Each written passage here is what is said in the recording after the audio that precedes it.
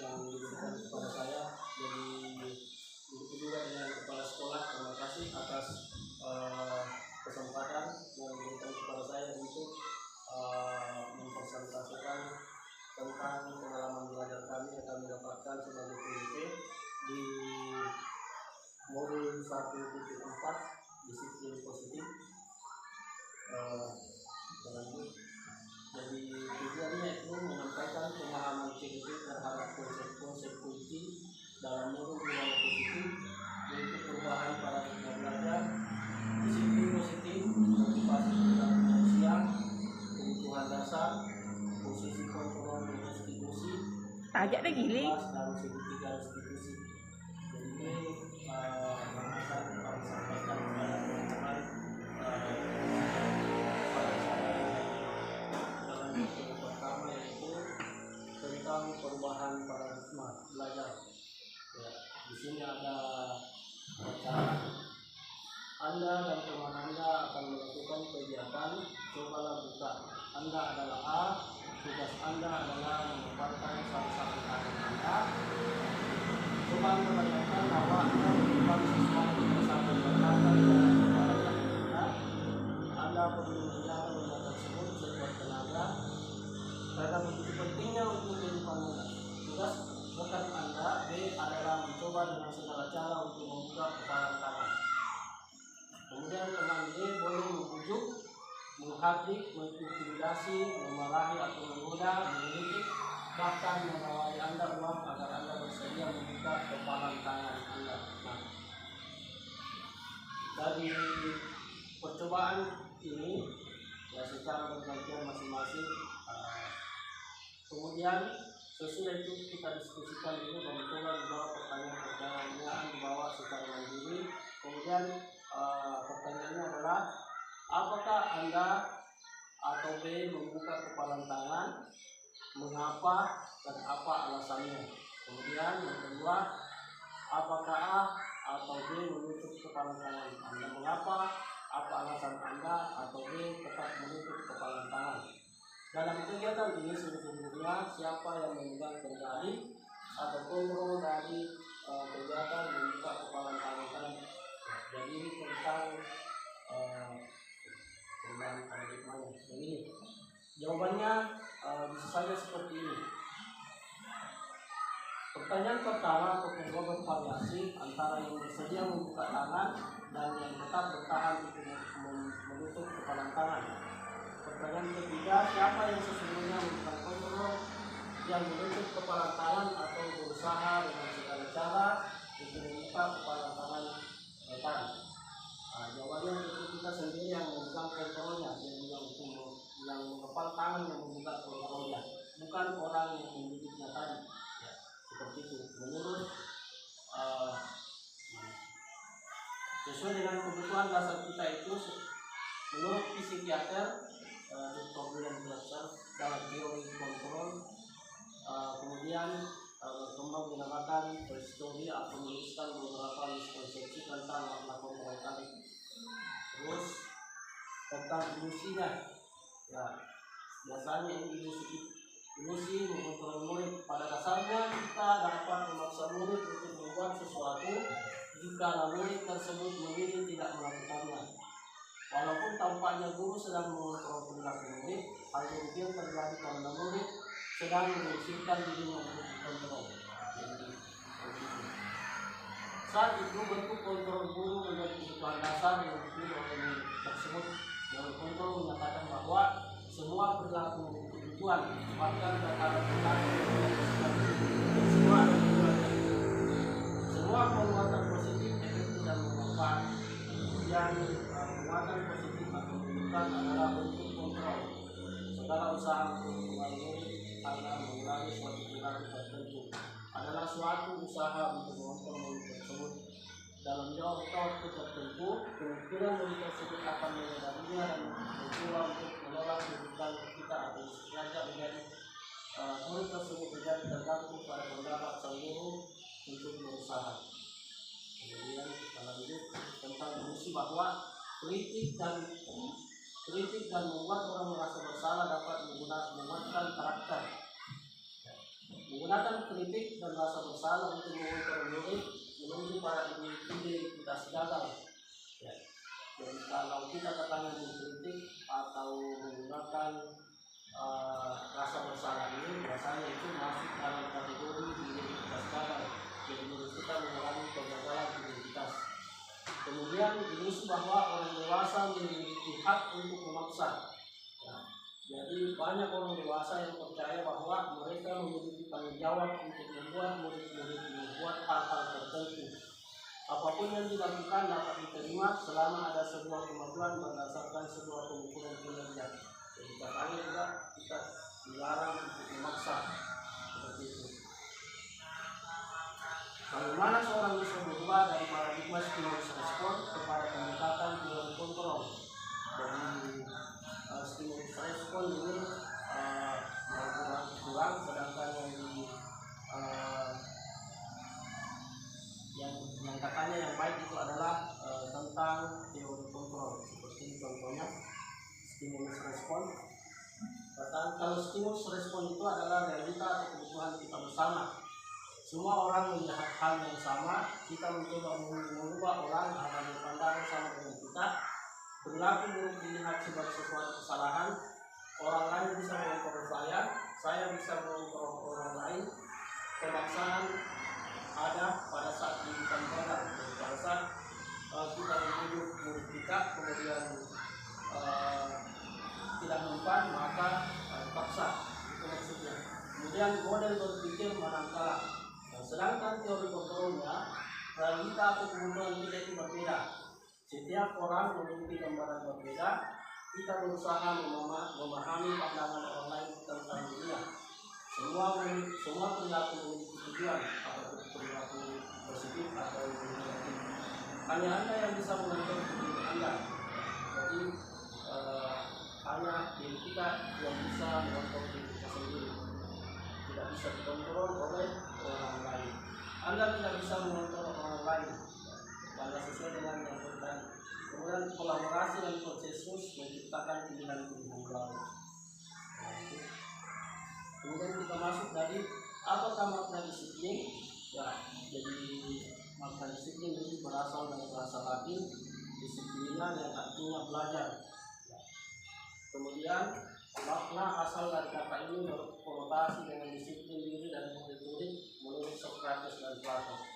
Disiplin diri membuat orang menggali potensinya menuju sebuah tujuan apa yang dia hargai. Namun dalam budaya kita, makna kata disiplin telah berubah menjadi sesuatu yang dilakukan seseorang pada orang lain untuk mendapatkan kepatuhan. Kecenderungan umum adalah menghubungkan kata disiplin dengan ketidaknyamanan, bukan dengan apa yang kita hargai atau pencapaian sesuatu tujuan mulia. Kemudian kita lanjut. Nah, ini dia nilai-nilai kebajikan di pasalnya. Nilai-nilai kebajikan adalah sifat positif manusia yang merupakan tujuan mulia yang ingin dicapai setiap individu. Nilai-nilai tersebut bersifat universal dan lintas bahasa, suku bangsa, agama maupun latar belakang. Begitu. Kemudian kita lanjutkan nilai kebajikan universalnya, mengaitkan nilai-nilai kebajikan yang diyakini seseorang atau motivasi intrinsik. Motivasi intrinsik ini artinya adalah motivasi dalam diri sendiri tanpa pengaruh dari luar, sehingga menggerakkan motivasi dari dalam untuk dapat mencapai tujuan mulia yang diinginkan. Ini menurut dari Hobson tahun 1998 dan psikolog.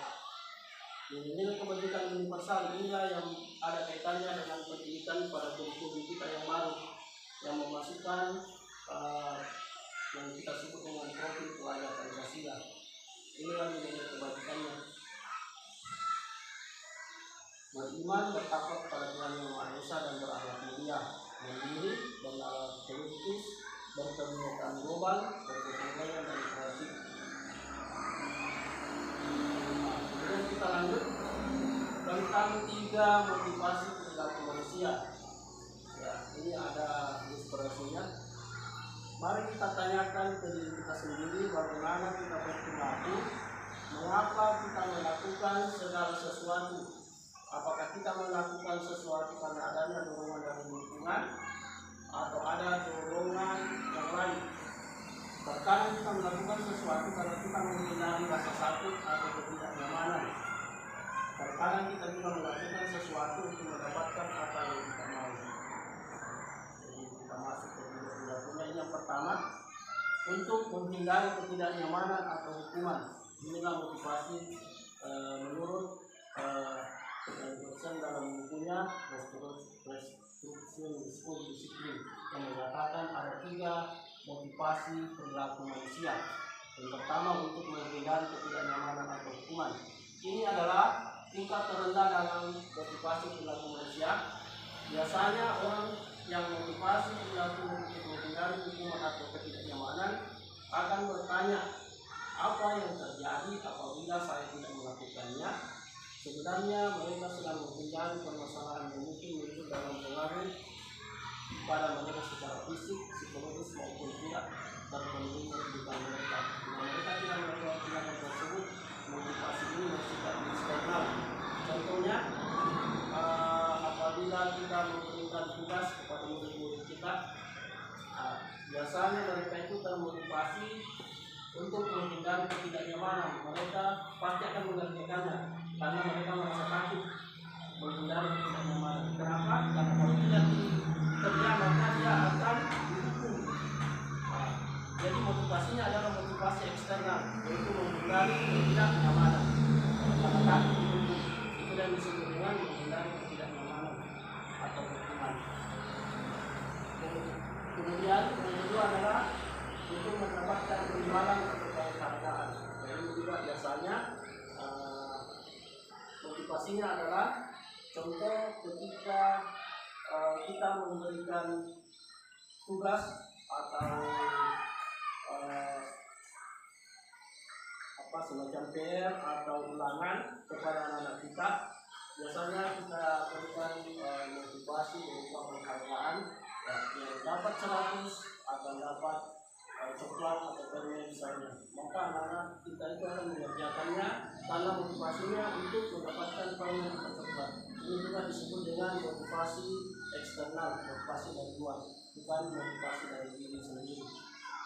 Jadi ada unsur dari luar. Kemudian yang ketiga motivasinya adalah untuk menjadi orang yang mereka inginkan dan menghargai diri sendiri dengan nilai-nilai yang mereka percaya.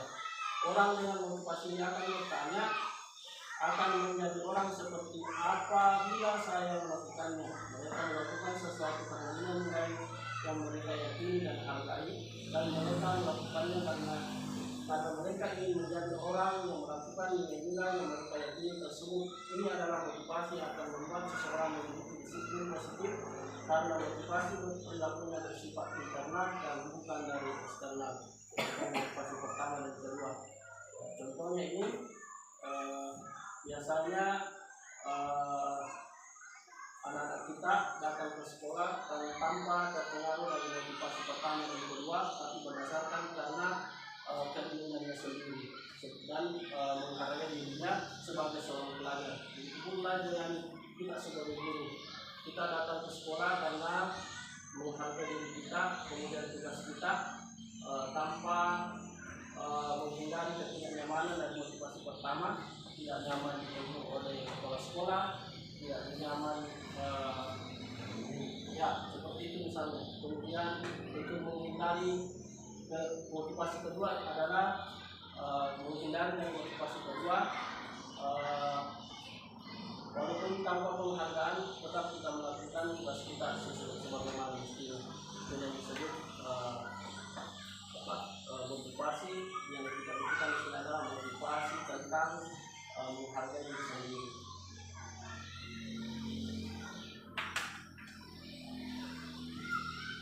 Nah, kita lanjut tentang kebutuhan dasar dan dunia berkualitas. Jadi ini tentang kebutuhan dasar. Jadi ada beberapa kebutuhan dasar yang biasa kita ingin penuhi atau ingin kita penuhi. Ini ada wacana Ibu Ambar, guru wali kelas 2A di SD Pelita Hati, sedang bingung menghadapi pula salah satu murid di kelasnya dulu. Beberapa anak di kelas 2A telah datang padanya dan mengirimkan Doni yang seringkali meminta bekal makan siang mereka dengan paksa. Jika Anda menghadapi situasi seperti itu Anda, apa yang akan Anda lakukan menurut Anda? Kira-kira apa alasan Doni melakukan itu? Lanjut, ini adalah 5 kebutuhan dasar manusia. Seluruh tindakan manusia memiliki tujuan tertentu.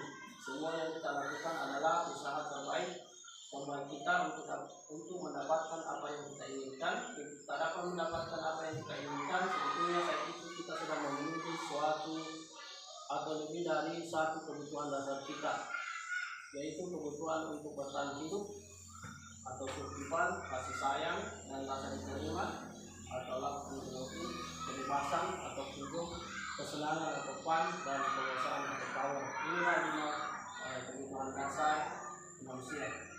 Ketika seorang murid melakukan suatu perbuatan yang bertentangan dengan nilai kebajikan atau melanggar peraturan, hal itu sebenarnya dikarenakan mereka gagal memenuhi kebutuhan dasar mereka. Untuk lebih jelasnya, mari kita lihat satu persatu kelima kebutuhan dasar ini. Jadi kalau seperti sebenarnya, jadi sebenarnya pelanggarannya kita tanya karena ini memenuhi kebutuhan dasar. Pertama, kebutuhan dasar untuk bertahan hidup atau survival. Ini bersifat biologis.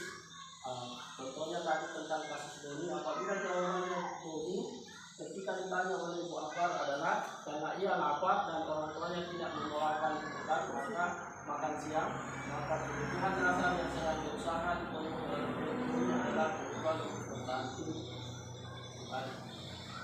Kemudian kita lanjut tentang kasih sayang dan rasa terima, kebutuhan untuk diterima.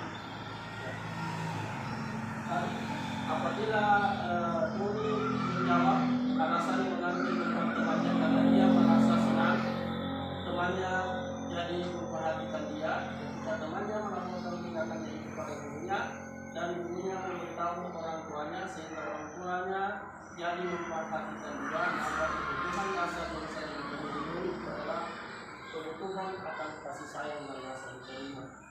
Itu katanya, kasih sayang dan rasa diterima. Kemudian tentang kebutuhan dasar penguasaan atau kebutuhan pengakuan atas kemampuan. Apabila jawabannya Doni adalah dia merasa hebat karena temannya jadi takut dan dia menuruti keinginannya, maka sebetulnya Doni sedang berusaha menuruti dasarnya akan kekuasaan. Dia takut kebebasan Tuhan akan terlihat. Apabila dalam kasus ini dia merasa bosan dengan bekal makanan yang dibawakan ibunya di rumah, karena ibunya selalu membawakan bekal bersama yang sama. Oleh karena itu dia ingin mencoba makanan teman-temannya yang beraneka ragam. Maka Doni sedang berusaha memenuhi kebutuhannya agar kebebasan, kesenangan. Dan kalau alasannya Doni melakukannya itu karena iseng saja dan dia menikmati ekspresi wajah teman-temannya yang besar karena dia makanannya, berarti Doni berusaha untuk memenuhi kebutuhan dasarnya tentang kesenangan.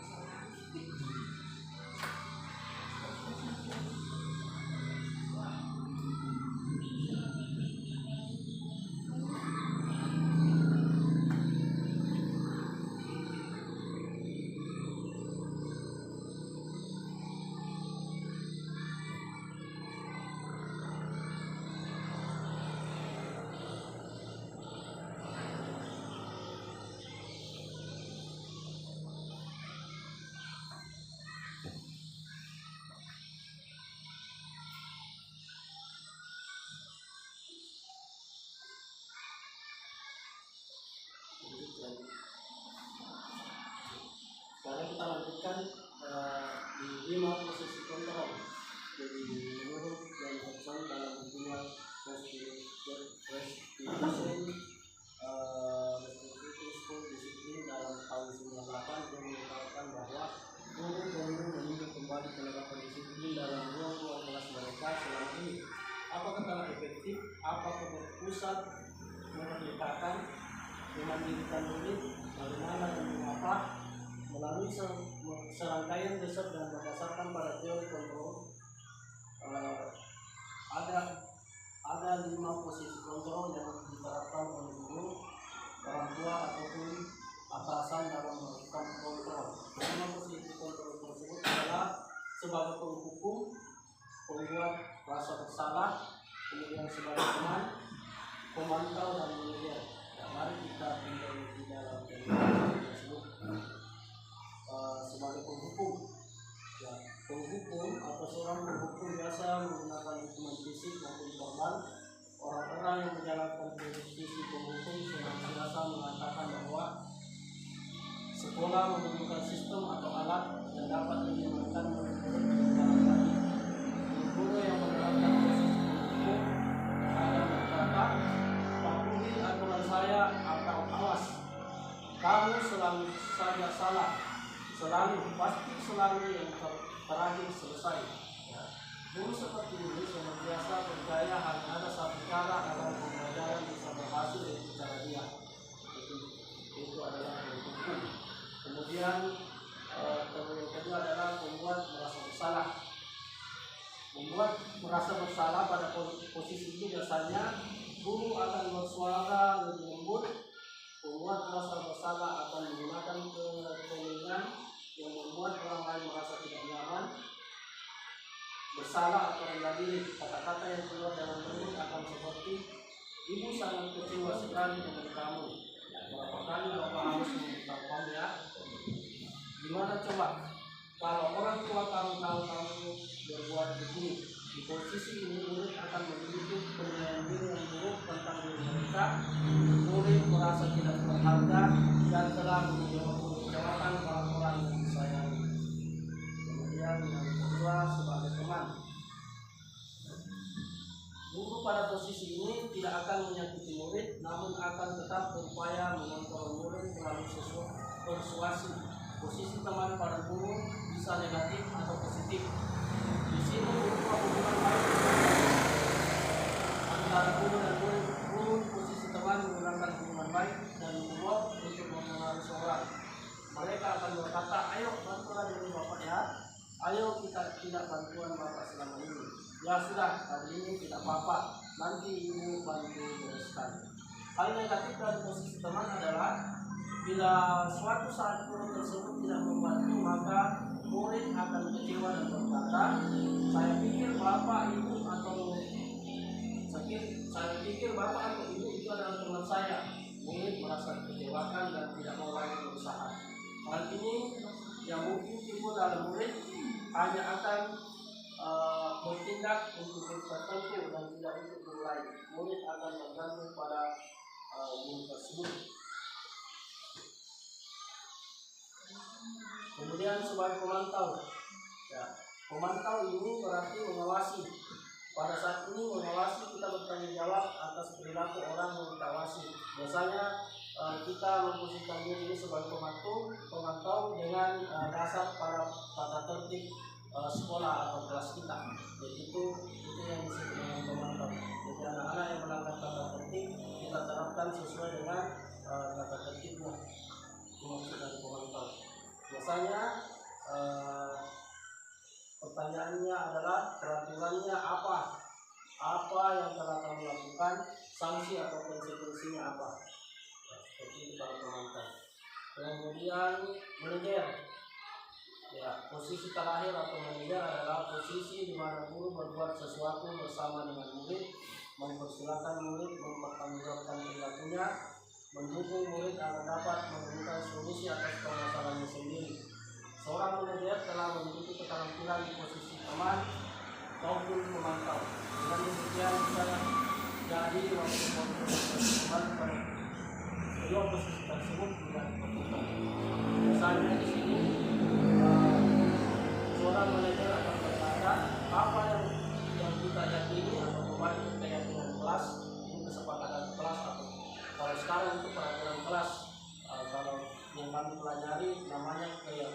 kelas atau kesepakatan kelas bersama. Apakah kamu meyakininya? Jika kamu meyakininya, apakah kamu bersedia memperbaikinya? Jika kamu memperbaiki ini, hal ini menunjukkan apa tentang dirimu? Jadi seperti itu.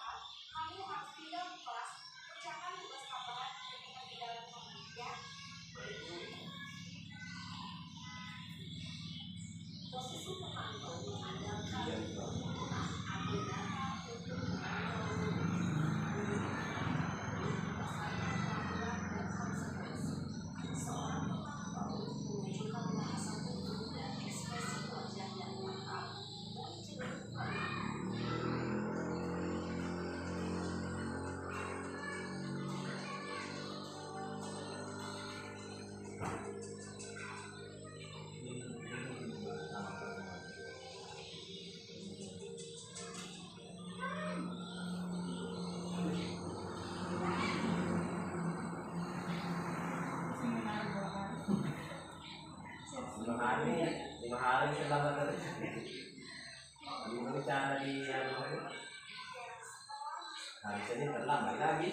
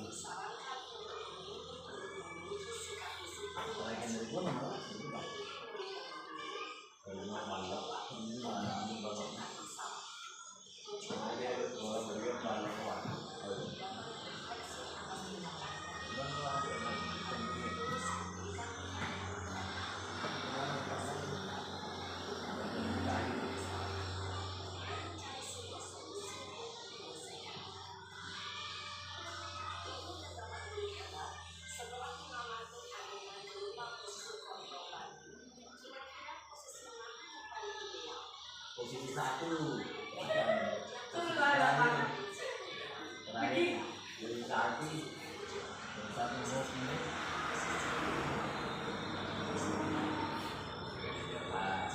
Kalau betul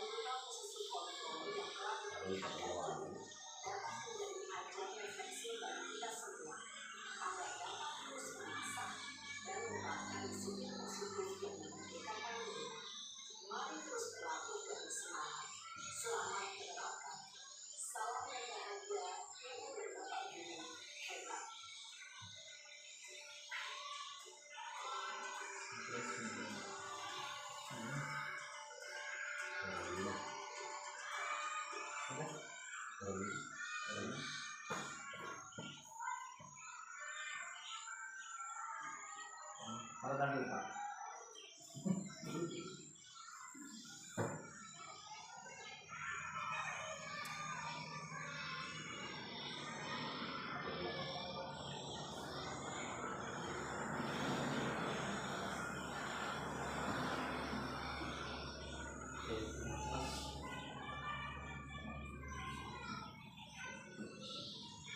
Tentang keyakinan kelas, mengapa keyakinan kelas, mengapa tidak peraturan kelas saja, mengapa hanya keyakinan kelas penting untuk dirinya sebagai nilai positif, bagaimana mewujudkan sebuah keyakinan kelas yang efektif.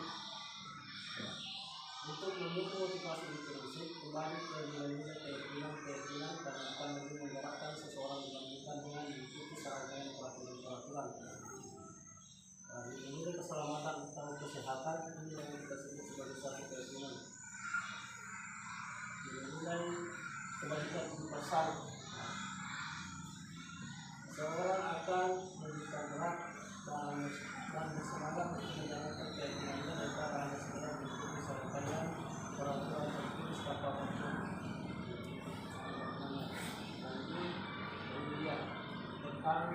peraturannya.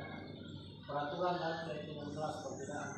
Kalau peraturan selalu kembalikan buku ke tempatnya. Peraturannya adalah selalu kembalikan buku ke tempatnya. Kalau kita masukkan dalam keyakinan kelas, maka dia akan menjadi tanggung jawab. Dilarang mengganggu orang lain, menghormati orang lain dan diri sendiri. Kalau hadir di sekolah 15 menit sebelum pelajaran dimulai, menghormati orang lain, kemudian tujuan dan komitmen. Dilarang melakukan kekerasan, keselamatan, menghormati orang lain. Dilarang menggunakan narkoba, masuk kesehatan, bergantian atau membunuh diri, menghormati orang lain dan kesabaran. Gunakan masker, kesehatan, keselamatan dan kemudian. Jangan bermain dalam di kelas atau koridor. Keselamatan, keamanan atau kemudian. Tentang prosedur pembentukan keyakinan kelas, dan ini dia mempersilahkan warga sekolah untuk berjuang pendapat, mencatat semua masukan, dan menyusun keyakinan kelas hingga kembali daftar, kemudian juga ulang keyakinan kelas yang mulai dibuat. Dan ini adalah contoh-contoh tentang keyakinan kelas. Keyakinan kelas untuk kelas 1, setiap anggota kelas perlu belajar, setiap anggota kelas bersenang, setiap anggota kelas perlu melakukan tugas, setiap anggota kelas perlu saling menghargai, setiap anggota kelas perlu merasa aman. Contoh tentang keyakinan kelas untuk fase A atau kelas 1. Sedangkan untuk kelas 5, fase C, selalu bersikap positif, senantiasa menjadi diri terbaik, percaya dan menghormati orang lain serta barang miliknya, berkomitmen terhadap setiap tugas, kemudian senantiasa membantu. Inilah dua contoh keyakinan kelas. Kemudian kita pindah ke restitusi atau segitiga restitusi. Jadi apa itu restitusi? Jadi restitusi adalah menciptakan kondisi bagi murid untuk memperbaiki kesalahan mereka sehingga mereka bisa kembali ke kelompok mereka dengan karakter yang lebih kuat. Restitusi membantu murid menjadi lebih memiliki perubahan, disiplin positif dan kemudian dunia secara membuat salah. Penekanannya bukan pada bagaimana perilaku untuk menyenangkan orang lain atau menghindari ketidaknyamanan, namun tujuannya adalah menjadi orang yang menghargai menurut kebajikan dan percaya. Ya, sebelum motivasi kita belajar tentang keyakinan bahwa asalnya kita motivasi intuisi. Jadi kalau ini restitusi, guru berbuat salah, guru akan menanggapi dengan cara memungkinkan murid untuk membuat evaluasi internal tentang apa yang dapat mereka lakukan atau perbaiki. Kemudian ada peluang luar biasa bagi murid untuk tumbuh ketika mereka melakukan kesalahan, bukan pada hakikatnya cara kita belajar. Murid perlu bertanggung jawab atas perilaku yang mereka pilih, namun mereka juga dapat memilih untuk belajar dari pengalaman dan membuat pilihan yang lebih baik di waktu yang akan datang. Ketika guru memecahkan masalah perilaku mereka, murid akan tidak kehilangan kesempatan untuk mempelajari keterampilan yang berharga untuk mereka. Kemudian kita lanjut, restitusi bukan untuk menembus kesalahan, namun untuk belajar dari kesalahan. Dalam restitusi, ketika murid berbuat salah, guru tidak mengharapkan untuk menembus kesalahan dengan membayar sejumlah uang atau memperbaiki kerugian yang timbul atau sekedar meminta maaf. Karena kalau fokusnya ke sana, maka murid yang berbuat salah akan fokus pada tindakan untuk menembus kesalahan dan menghindari ketidaknyamanan yang bersifat eksternal, bukan pada upaya perbaikan diri yang lebih bersifat internal. Restitusi memperbaiki hubungan. Terus restitusi adalah tawaran, bukan paksaan. Kemudian anak-anak yang melanggar peraturan kelas itu diberi tawaran tapi bukan memaksa. Kemudian restitusi mengukur untuk melihat kepada diri. Kemudian restitusi mencari kebutuhan dasar. Restitusi adalah cara yang paling baik. Ini dia tahapan evaluasinya. Saya tidak suka cara yang memberikan padamu kesalahan saya lakukan olah. Kemudian besok lagi saya akan menyampaikan informasi yang saya punya dari kamu berikan. Kemudian kita lanjut tentang restitusi, fokus pada karakter dan tindakan. Kemudian restitusi menguatkan. Terus restitusi fokus pada solusi. Restitusi mengembalikan murid yang berbuat salah pada kelompoknya.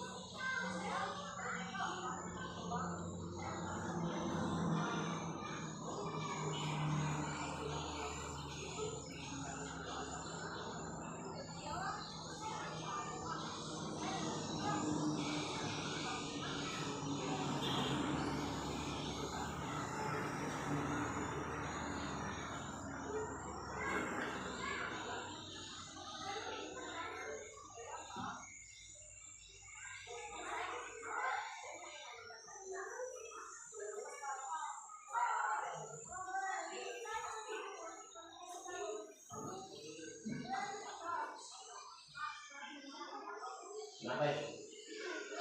Belum. Belum. Berapa tadi?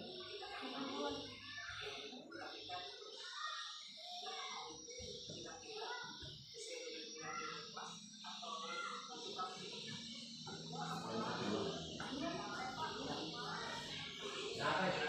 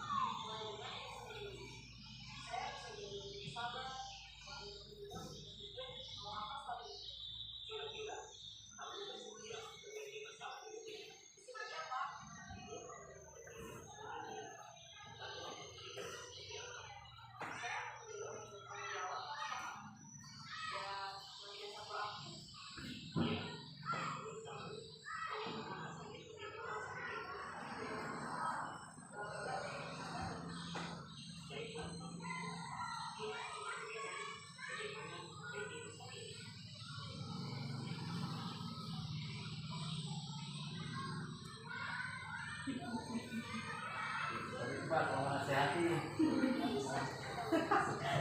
baru datang di Jakarta. Kenapa kok?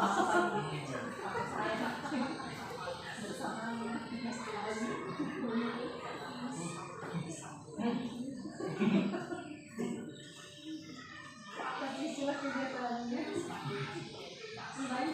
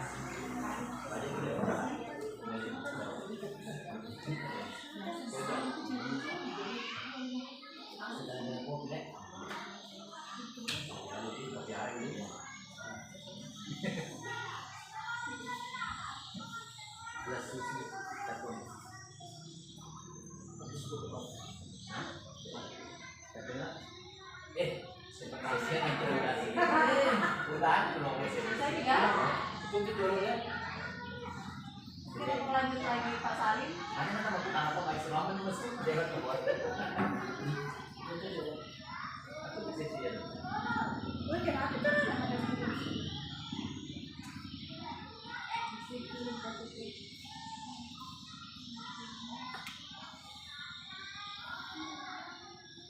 Pindah nih di sini. Kelas berapa?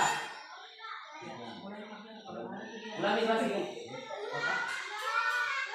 Ya demikianlah peserta yang kami. Terima kasih atas kesempatannya dan waktunya. Saya ucapkan terima kasih dan assalamualaikum warahmatullahi wabarakatuh. Waalaikumsalam.